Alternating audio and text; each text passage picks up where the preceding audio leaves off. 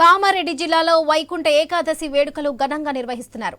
తెల్లవారు నుంచే ఆలయాలకు భక్తులు పోటెత్తారు. జిల్లా కేంద్రంలోని గోపాలస్వామి రోడ్డులోని ఆలయంలో కిలోమీటర్ క్యూలో ఉన్నారు భక్తులు.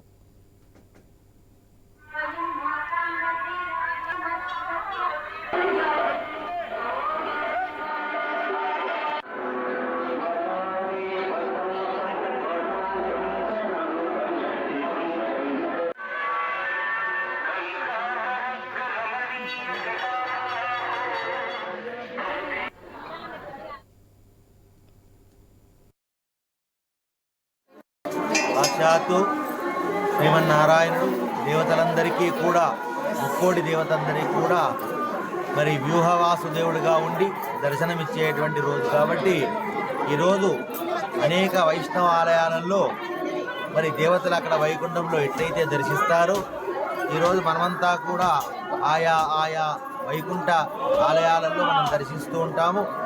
ఈ దర్శనం పుణ్య విశేషం చేత మోక్షం అంటే సాక్షాత్తు వైకుంఠనాథుని యొక్క సన్నిధానానికి చేరడం అన్నట్టు.